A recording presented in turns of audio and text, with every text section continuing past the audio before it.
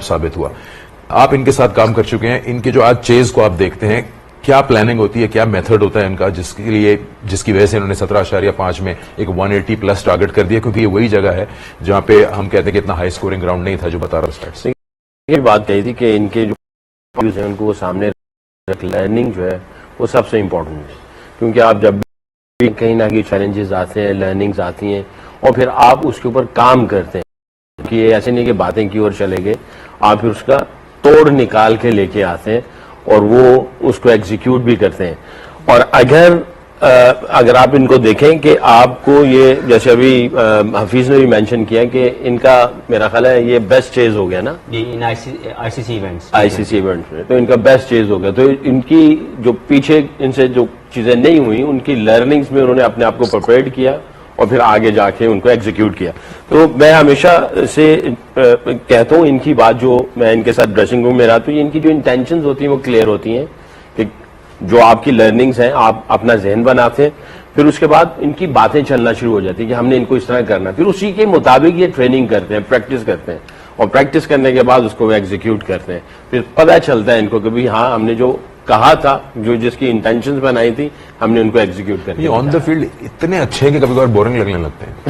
मतलब आज इनके अगेंस्ट राशिद खान ने जब फिलिप्स को आउट किया वो पूरी तरह से पंप करते वो इतनी खामोशी से चले गए। मैंने सुबह भी कहा था अपने पड़ोसियों की तरह नहीं है। रिचर्ड हैडली की बड़ी मिसाल देते हैं, क्योंकि रिचर्ड हैडली इनका जिसको सर का खिताब मिला, तो वो अक्सर उसकी बात करते हैं कि जब वो गेंद करता था, बैट्समैन को अगर गेंद बीट हो जाता था या आउट होते हुए बच जाता था तो वो चीखें नहीं मारता था, उसको इतना कॉन्फिडेंस होता था कि वो अगला गेंद भी वो ऐसा कर सकता है।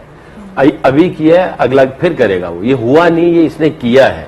तो उसके जो एक्सप्रेशंस थे वो बड़े कंट्रोल, काम, कंपोज और कॉन्फिडेंट होता था और जाके वो दोबारा रिपीट कर रहा था, बड़ा फोकस होता था। तो उसकी बड़ी अक्सर मिसाल दिया करते कि सर रिचर्ड हैडली की जो बॉडी लैंग्वेज है उसके ऊपर बड़ा मेंशन, बहुत ज्यादा अच्छे हैं लोग। understated in failure, Hafiz, and understated in success.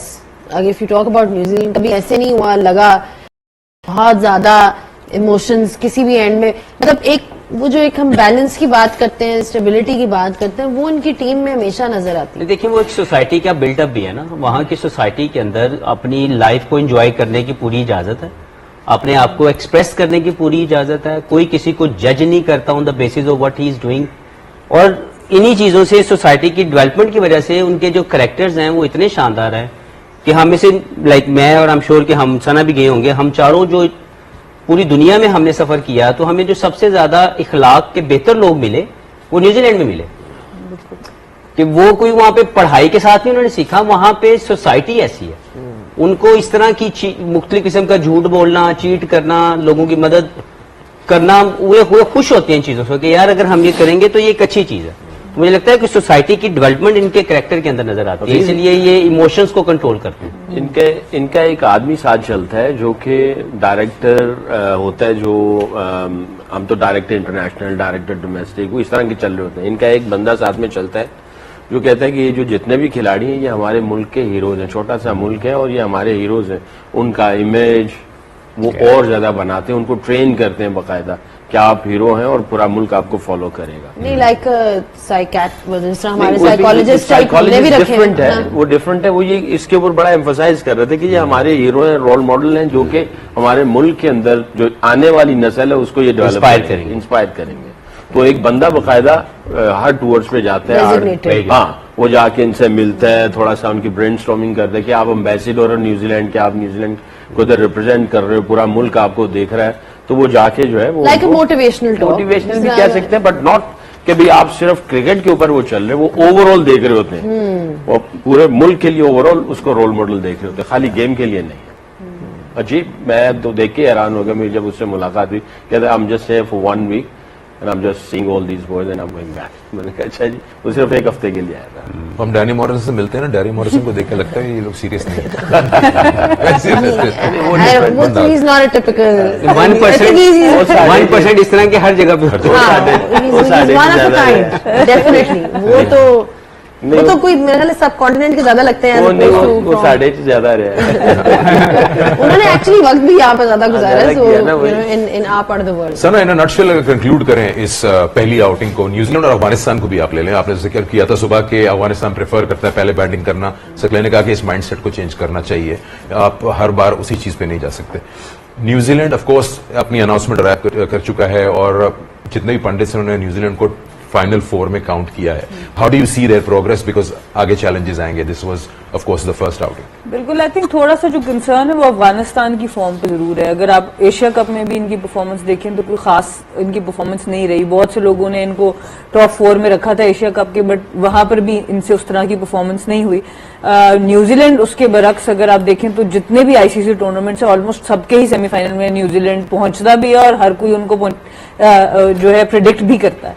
और उसकी रीजन, जैसे उमर भाई ने भी कहा कि फिटनेस एक बहुत बड़ा रीजन है, जो उनका वर्क एथिक है। जैसे सकलैन भाई और हफीज भाई ने बात की कि जो आपका कैरेक्टर होता है वहीं से आपका वर्क एथिक भी बनता है। उनका वर्क एथिक इतना कंसिस्टेंट है कि यू नो कि वो रिलायबल हैं एज प्लेयर्स, एज एथलीट्स जो हैं। तो बहुत ज्यादा आपको चेक नहीं रखना पड़ता। एक बड़े मजे की मुझे एकदम से बात याद आई, और कोविड के दिन में हमारा वर्ल्ड कप था न्यूजीलैंड में, मैं एज ए कमेंटेटर गई तो 7 दिन का इतना शदीद सख्त क्वारंटीन हमने किया कि वो खाना भी बाहर रख के जाते थे, और वो जो खाने के बाद जो बच जाता था उसको हमने भी बिल्कुल बस साइड पे रखना होता था। और 20 मिनट हमें मिलते थे सिर्फ बाहर वॉक करने के लिए, वो भी मास्क पहन के।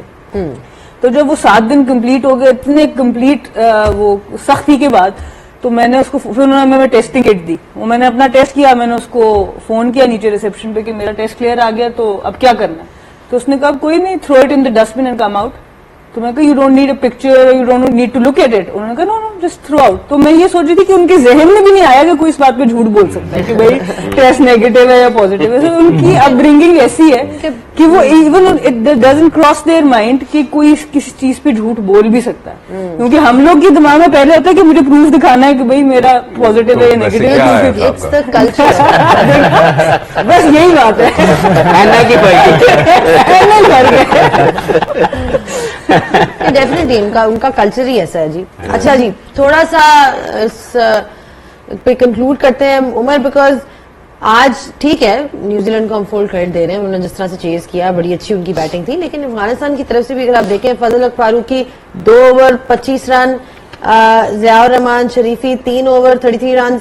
आई mean they were very very expensive, economically उनकी आज दिन नहीं था। तो क्या लगता है कि बॉलिंग में बेहतरी ला सकते हैं या ला सकते थे जो आपने विटनेस की उनकी बॉलिंग? नहीं, बिल्कुल बेहतरी ला सकते हैं, क्योंकि स्पेशली मैं फजल हक फारूकी के बारे में बात करना चाहूंगा कि इसका जब ये स्टार्ट किया था तो काफी उसको लोग प्रेस कर रहे थे, हाई रेट कर रहे थे, बल्कि इनफैक्ट इनको जो आईपीएल या दूसरी लीग में भी जो कॉन्ट्रैक्ट इसके हुए थे उसकी परफॉर्मेंस की वजह से, क्योंकि एक यंग था, दोनों स्विंग कर रहा था, कंट्रोल के साथ कर रहा था। ऑब्वियसली जब आप यंग होते हो, जब टीम में नए नए आए थे, तो आप ज्यादा एक्सपेरिमेंट नहीं करते, आप फोकस करते हो कि एक ही जगह पे अच्छे लाइन और लेंथ के साथ बॉल करूं, जो गिवन कंडीशन मुझे है उसको यूटिलाइज करूं। आई थिंक बीच में थोड़ा सा ये इसको टू मच जो फ्रेंचाइज वाला ये खेल रहा है, तो एक तो बैकअप पे कोई बॉलर नहीं आ रहे थे इसके पीछे, तो इसके भी बैकअप द माइंड ये कि मैंने ही खेलना है, और दूसरा ये कि इसका ये ग्राफ जो ना नीचे जा रहा है। इस मैच में भी अगर देखें, और जब मैं इनके साथ जब बॉलिंग कोच भी था, तो मैं हमेशा इसके साथ मेंटोरिंग इसकी करता था, क्योंकि ये पहली ओवर में या दूसरे ओवर में ये कोशिश करता है कि मुझे विकेट मिल जाए। ये विकेट के चक्कर में समटाइम आपको नए बॉल से विकेट मिल भी जाती है, लेकिन आपने बेसिक्स को हिट करना है। तो ये जब इसको अर्ली ऑन विकेट नहीं मिलता, तो ये टू मच एक्सपेरिमेंट करता है, इन स्विंग भी ट्राई करता है, आउट स्विंग भी करता है, राउंड द स्टंप भी आ जाता है। आज भी ऐसा ही हुआ। तो आई थिंक इसको एक तो वापस अपने बेसिक्स पे आना होगा। जब आपकी परफॉर्मेंसेज नहीं होती तो आप क्या करते हो, आप जाते हो बेसिक्स पे कि आपकी पिछली जो परफॉर्मेंस है वो किस चीज पे थे, आपके बेसिक सही है कि नहीं है, आप इसको एनालाइज करते हो। सेकेंडली ये जो आज जो लड़का खेला है ज़ियाउर रहमान, आई थिंक ये भी मेरे साथ था, इसका आज भी वही प्रॉब्लम है। इसको मैंने हाईलाइट किया था, उस टाइम पे इसके साथ काम भी किया था, इसके लिए वो प्रॉपर मैं एक कोन वाला रखते थे कि काफी wide of the crease ball कर रहा है। इसने उस पर